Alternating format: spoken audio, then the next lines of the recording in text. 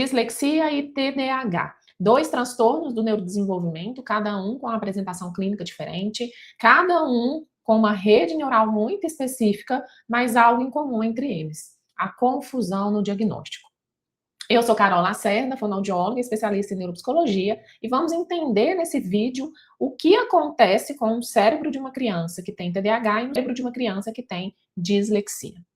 Quando você entende que as redes neurais são distintas e existe uma maneira única de apresentação de cada um desses transtornos, fica mais fácil de identificar durante a sua avaliação características que envolvem cada um desses transtornos. E o que a gente está tendo muito no consultório? Crianças com dificuldades na interpretação, na leitura, e que fica sempre esse ponto de interrogação. Se trata de um TDAH, de um déficit de atenção, que influencia nas habilidades de leitura, ou se é de fato uma dificuldade propriamente dita na decodificação desse grafema e fonema, que é tão importante ali para a leitura. Então, para a gente começar a entender, é importante entender que quando a gente está falando de TDAH, a gente está falando de um substrato neural mais anterior do cérebro. Importante entender essa distinção, porque os substratos neurais, eles se comunicam, obviamente, pela substância branca, mas são áreas muito específicas que definem cada transtorno, com características clínicas também muito específicas. Então, quando a gente está falando do TDAH, a gente está falando de uma rede neural mais anterior do cérebro, que é o quê? Desse lobo frontal. E o que acontece, então, nesse cérebro que prejudica tanto essas habilidades atencionais e executivas dessa criança, que pode, de fato, influenciar as habilidades de leitura, mas não necessariamente envolver uma dislexia pura. Quando a gente está falando do TDAH, a gente está falando do circuito dopaminérgico e noradrenérgico. Então, são dois neurotransmissores muito envolvidos no sistema de recompensa que todo mundo tem. O que acontece nesse sistema de recompensa, nesses neurotransmissores aí, na dopamina, na noradrenalina, que formam junto esse sistema de recompensa? A gente tem que entender e vir aqui para um ponto mais profundo do cérebro. Então, quando a gente tem esse sistema de recompensa aqui, que é conectado com as áreas mais superiores aqui do lobo frontal e corticais do lobo frontal, existe um circuito que conecta esse lobo frontal com as estruturas mais profundas do cérebro. Quando esse circuito aconteça de maneira adequada, existe então um neurotransmissor, que é a dopamina. Essa dopamina, ela é mais encontrada na estrutura que mais profunda do cérebro. Bem, da verdade é que toda a dopamina que existe no córtex pré-frontal é uma porcentagem menor de toda a dopamina que existe aqui nesse cérebro. Mas o que acontece nessa dopamina que ela interfere tanto nessas habilidades executivas das crianças?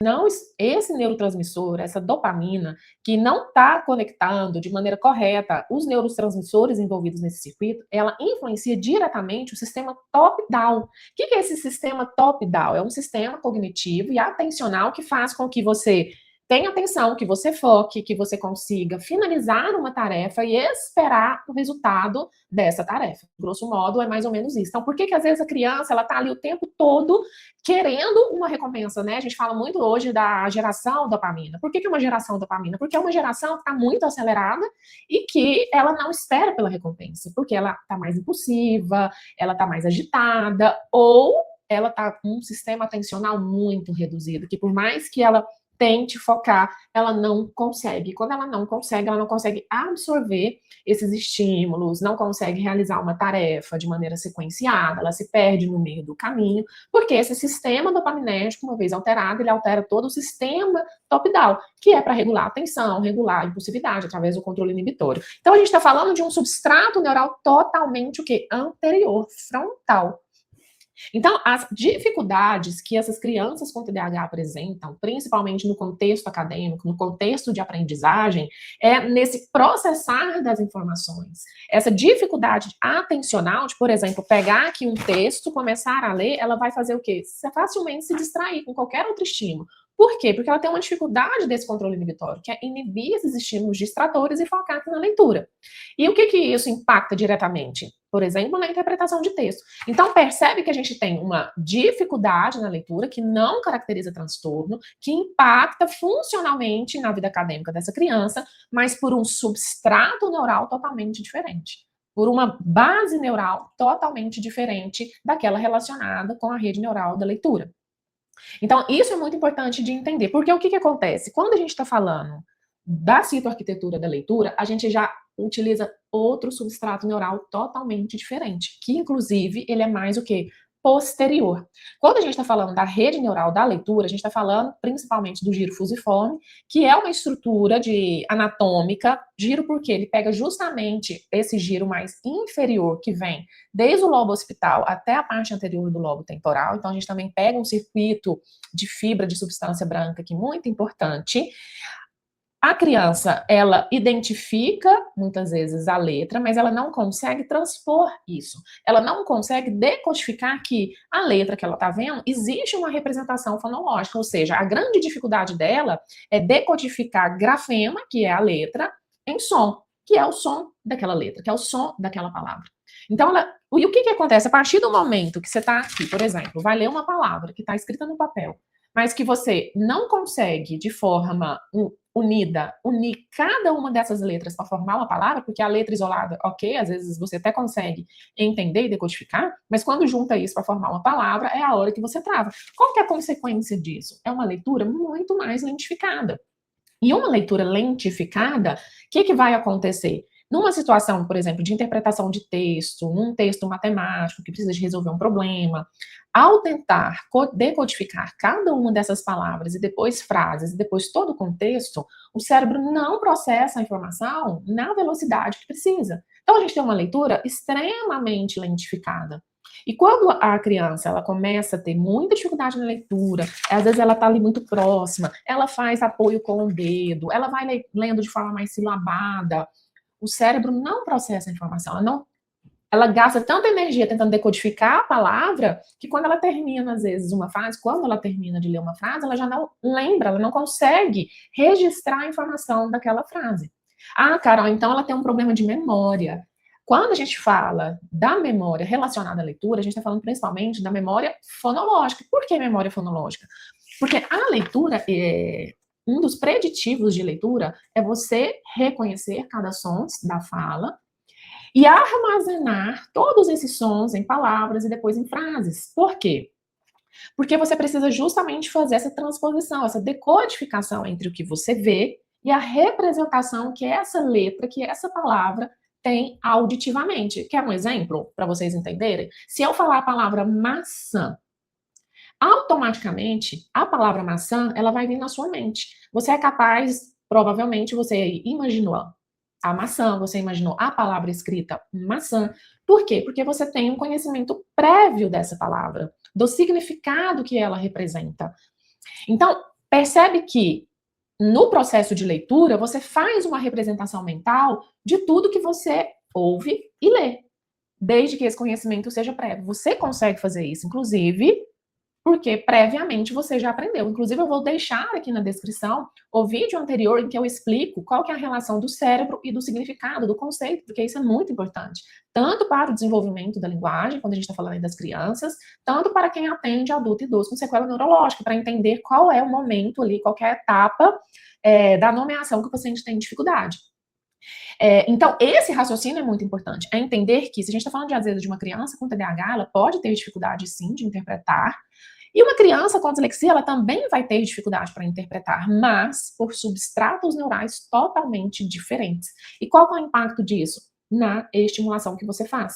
Isso impacta, esse raciocínio clínico impacta diretamente a rota que você vai iniciar a sua intervenção. E falando em raciocínio clínico, que é muito importante, você pode ter ali o melhor instrumento de avaliação para avaliar a sua criança, mas se você não tiver uma análise qualitativa, com elementos, com uma base muito bem fundamentada, é a hora que você organiza uma rota inadequada de intervenção.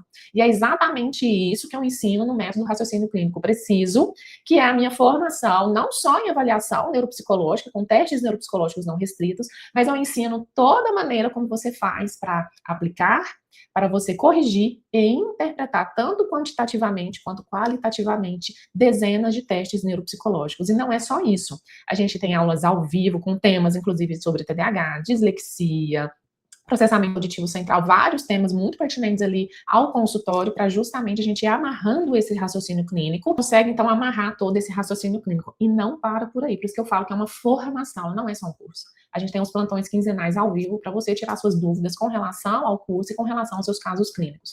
Então é uma formação completa, eu vou deixar o link aqui na descrição, porque vale super a pena e é, como diz as alunas, um grande divisor de águas. Então aí esse raciocínio com muito funcionamento cerebral, como base, como sustentação, que é importante você fazer na prática clínica, especialmente hoje, que os casos estão cada vez mais complexos. E a gente está numa geração, num momento, gente, que a gente está tendo casos de TDAH sem ser TDAH. Crianças que ficam muito na tela, que sobrecarrega cognitivamente o cérebro, e esse cérebro se torna um cérebro parecido com TDAH sem ser TDAH. Por quê? Porque ele está o tempo todo agitado, a atenção está reduzida, ele não consegue focar, ele não tem paciência mais para esperar as coisas, e isso acaba gerando também mais confusão ainda.